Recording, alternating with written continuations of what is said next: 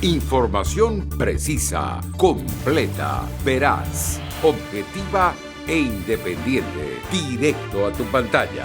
Radio Caracas Radio presenta Voz de América. De acuerdo a Reporteros Sin Fronteras, Venezuela retrocedió al puesto 148 en el ranking 2021 de libertad de prensa en el mundo y agrega que el ejercicio del periodismo encuentra graves impedimentos en 73 de los 180 estados del ranking. Al igual que otras instituciones, Reporteros Sin Fronteras afirma que en medio del contexto del COVID-19, mandatarios de corte autoritario aprovecharon para fortalecer su arsenal de censura y complicar aún más la labor informativa de la prensa independiente. Punto de vista con el que coincide Tinedo Guía, presidente del Colegio Nacional de Periodistas de Venezuela. Esta pandemia le ha caído muy bien a gobiernos que se alejan del sistema democrático, que quieren imponer su única verdad. En la desaparición de muchos de los medios, como es el caso de Venezuela, donde había antes una competencia de información, era posible que los ciudadanos pudieran contrastar esas informaciones. El informe de Reporteros Sin Fronteras menciona al barómetro Edelman Trust 2021, que revela una preocupante desconfianza de la ciudadanía hacia los periodistas. En ese sentido, Guía mostró una particular inquietud. Y esto es sumamente grave porque evidentemente el trabajo de los periodistas es justamente para la gente, pero entre los fake news, los que controlan los poderes en más de 180 países han seguido tal vez el camino equivocado de los que tienen el poder en este momento de hablar mal del trabajo periodístico. A inicios de este año, el informe titulado El virus de la censura del Instituto Prensa y Sociedad reveló que durante los últimos meses se han intensificado las presiones directas e indirectas contra periodistas y medios de comunicación, ejercidas principalmente por miembros de las fuerzas de seguridad del Estado venezolano. Carolina Alcalde, Voz de América, Caracas. A pesar del veredicto en el caso de George Floyd, que encontró al ex policía Derek Chauvin culpable de 3 cargos, se anticipa que las manifestaciones del movimiento Black Lives Matter continúen, y así lo expresó el pastor Najum Smith Pollard en Los Ángeles, advirtiendo que no hay satisfacción en ninguno de los cargos de culpabilidad, y añadió textualmente: la satisfacción sería que George Floyd todavía estuviera vivo, y aseguró: ciertamente esa es una posibilidad, ciertamente esas son cosas de las que la gente está, ya sabes, cansada.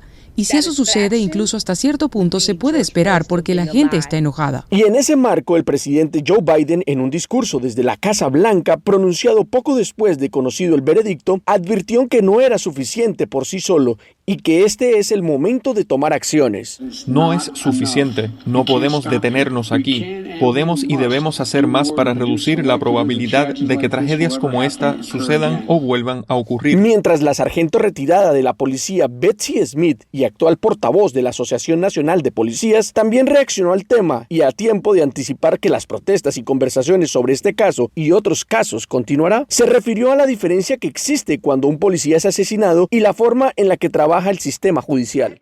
No es así como funciona nuestro sistema de justicia. Imagínense si hiciéramos todo lo contrario, que cada asesino de policías fuera juzgado por asesinato, y si dijéramos: oh, este asesino de policías es el rostro de los afroamericanos, este otro es el rostro de los estadounidenses de raza blanca, o este asesino de policías en determinado juicio es el rostro de los estadounidenses de origen asiático. No hacemos eso porque ese no es nuestro sistema. Con esta reflexión, Smith se refería a los casos en los que los policías son víctimas y que en los procesos que se siguen contra sus asesinos no se identifican los rostros raciales. Héctor Contreras, Voz de América, Washington.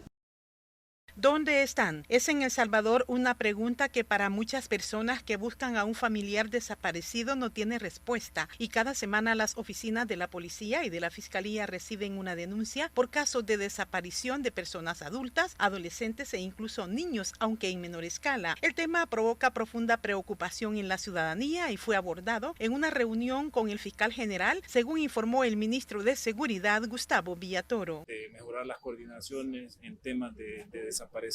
Ha sido una reunión bastante provechosa en el sentido de los acercamientos que se necesitan para fortalecer todo el área de investigaciones. Según las denuncias, muchas de las desapariciones ocurren en zonas vulnerables por la inseguridad y un 40% de las víctimas son mujeres. La Voz de América conversó con Rosa, es la madre de Rina Graciela Aguirre, una menor de 16 años desaparecida desde el 28 de marzo. No, todavía no la hemos encontrado, fíjese. Ya llevamos 24 días, nada más con la delegación y de la fiscalía.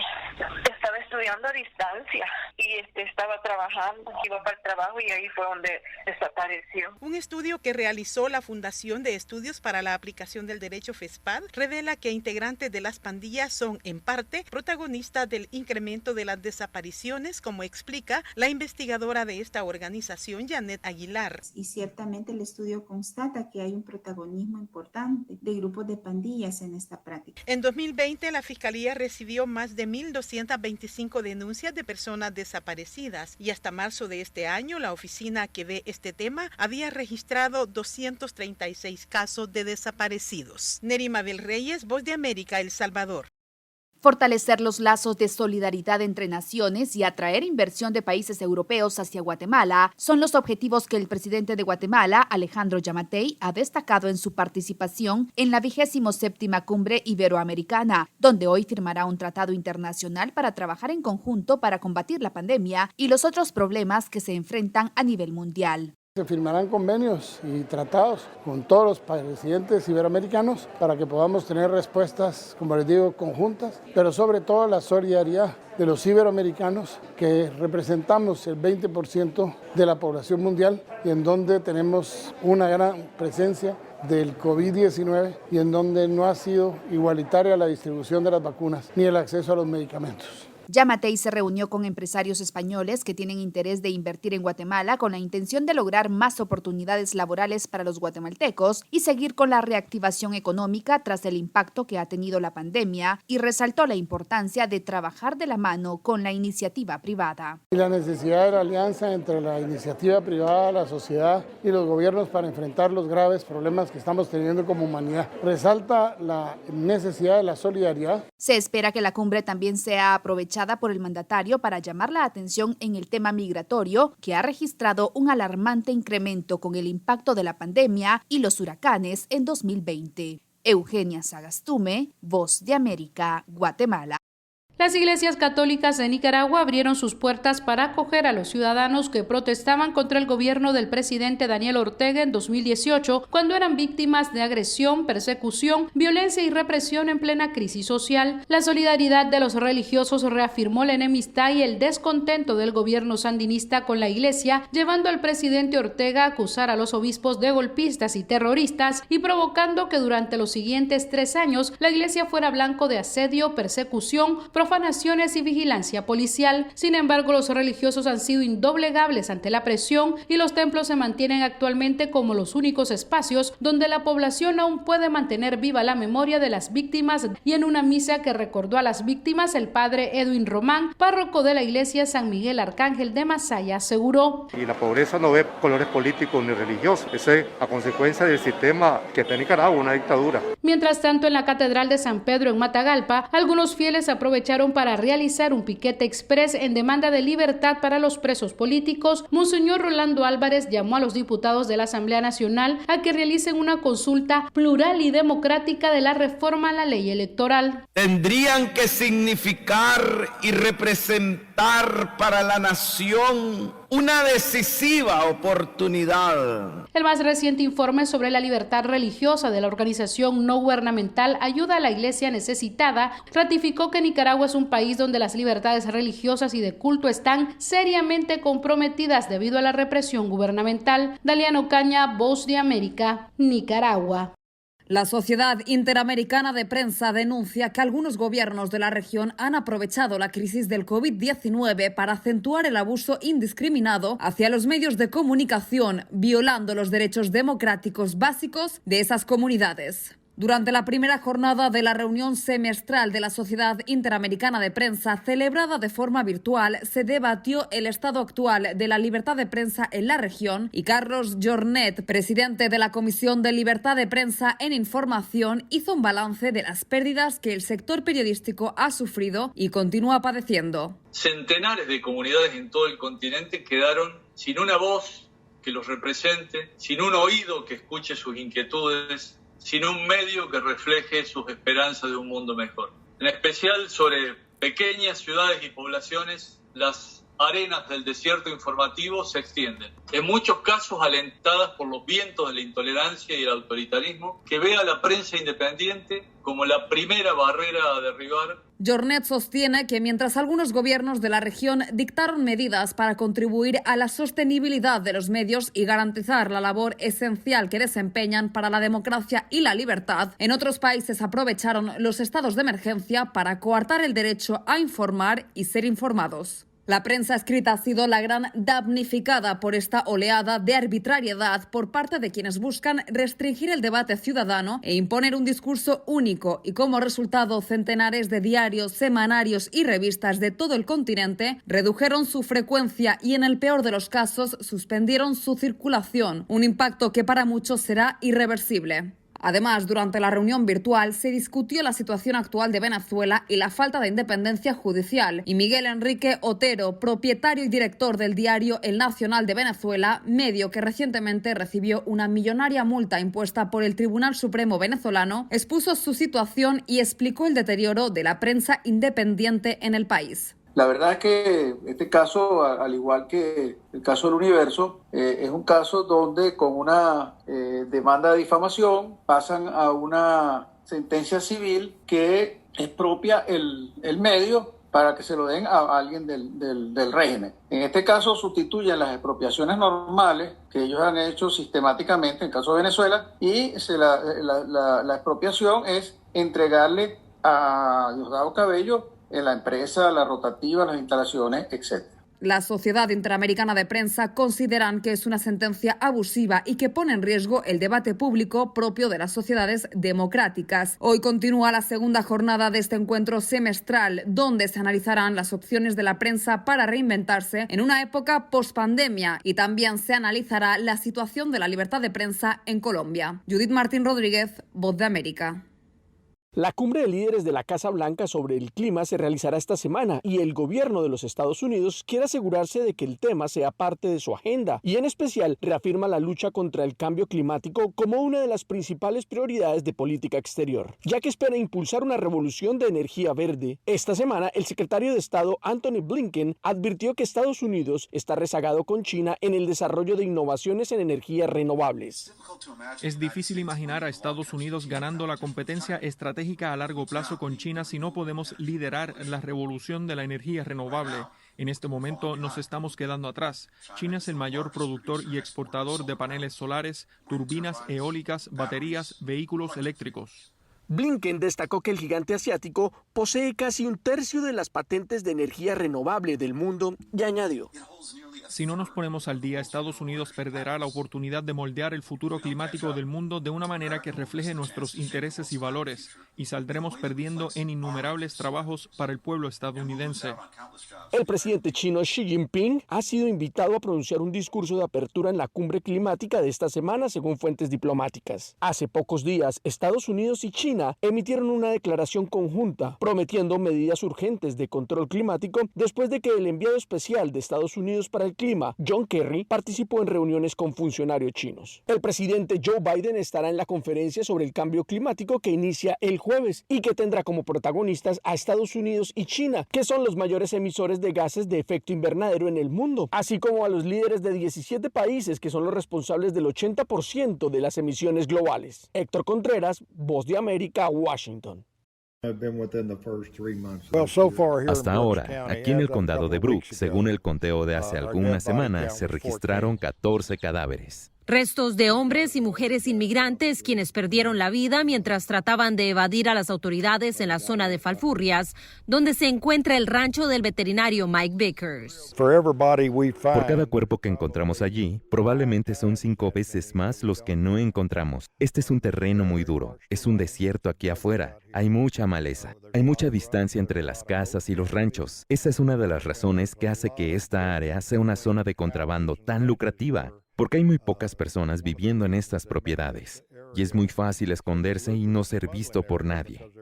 Para aquellos que intentan evadir a las autoridades, la travesía se puede convertir en una tragedia. Ejemplo de ello son 2 cruces instaladas al norte de la garita inmigratoria de Falfurrias, Texas, que representan a 2 inmigrantes que murieron allí. Estamos viviendo un aumento significativo en toda esta propiedad privada, porque son las personas que no se pueden entregar y se vuelve más peligroso para todos en las regiones fronterizas. Para quienes viven en propiedades privadas en las áreas rurales a lo largo de la frontera, esta gente es mucho más conflictiva y peligrosa, y muchos de ellos son criminales, por lo que este es el tipo de personas con las que nos encontramos ahora como resultado de esta avalancha de personas que cruzan la frontera sur. Donde Mike Vickers es testigo diario de la pérdida humana y la crueldad de los traficantes de personas. El Fondo de las Naciones Unidas para la Infancia, UNICEF, expresó su profunda preocupación por el incremento en el número de menores migrantes en México, que, según sus cifras, aumentó desde el inicio de 2021 de 380 a casi 3.500 en 3 meses, un número 9 veces superior. En una sesión informativa del organismo sobre la situación humanitaria en El Salvador, Guatemala y Honduras, la directora ejecutiva Henrietta Fore destacó este aumento al que calificó como alarmante, explicando los riesgos que estos menores enfrentan en la ruta desde sus países hacia la frontera sur de Estados Unidos. Estos niños llegan después de peligrosos viajes de hasta 2 meses, solos, exhaustos y asustados. Cada paso que dan corren un riesgo de sufrir algún tipo de violencia y explotación, o de ser reclutados por las maras o ser víctimas de trata, que se ha multiplicado por 3 en los últimos 3 años. La funcionaria remarcó que esta situación se agrava por la emergencia planteada por el COVID-19, que ha provocado cierres y restricciones, dejando a más de 11 millones de niños sin asistir a la escuela, poniendo en riesgo todos los elementos básicos de una niñez y adolescencia normal, que incluye el aprendizaje, la rutina, la seguridad e incluso la esperanza. Fore aseguró que la comunidad mundial debe asumir un compromiso con estos menores porque resulta muy difícil que las situaciones responsables de la migración de las regiones más afectadas desaparezca, y es por ello que deben encontrar formas de apoyo tanto dentro de los países como en la zona de frontera. Según el reporte de UNICEF, en la gran mayoría de los albergues en México, el 30% de los migrantes son niños, niñas y adolescentes, y más de la mitad de ellos realizaron el viaje sin la compañía de sus padres, y significa la mayor proporción jamás registrada en México, que se ha convertido en un país de origen, tránsito y retorno para estos menores, que en su mayoría provienen de Honduras, Guatemala, El Salvador y del mismo México. Yoconda Tapia, Voz de América, Washington. Se registraron pacíficas reacciones en todo el país luego de conocer la decisión del jurado de declarar al ex oficial de Minneapolis, Derek Chauvin, culpable de 3 cargos por la muerte de George Floyd.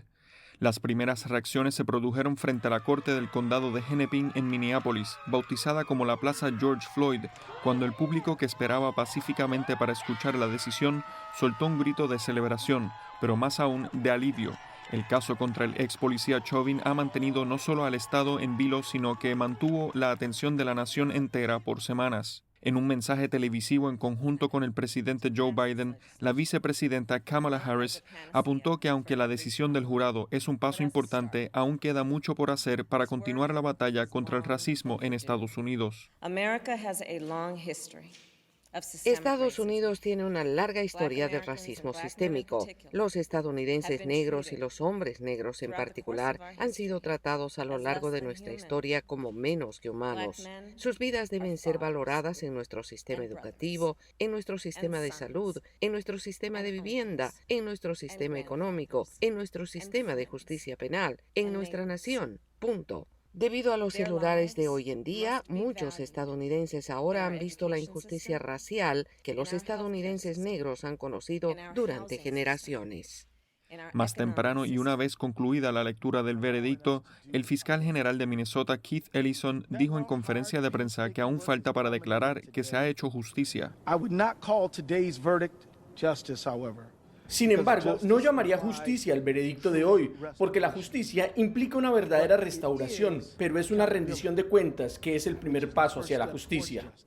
También en la conferencia de prensa de la familia Floyd, a través de Terrence Floyd, uno de los hermanos reconoció: "Vaya día para ser un Floyd". El jurado declaró a Chauvin culpable de homicidio involuntario, homicidio doloroso en tercer grado y homicidio no premeditado en segundo grado por la muerte de George Floyd el Día de los Caídos del año pasado. Chauvin, de 45 años, salió inmediatamente del juzgado esposado, luego de que el juez denegara una petición para fijar fianza. El ex oficial podría pasar décadas en prisión luego de que el juez dicte sentencia, y también existe la posibilidad de que pueda apelar el veredicto.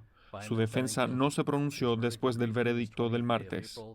John F. Burnett, Voz de América, Washington. Información precisa, completa, veraz, objetiva e independiente. Directo a tu pantalla. Voz de América en RCR 750.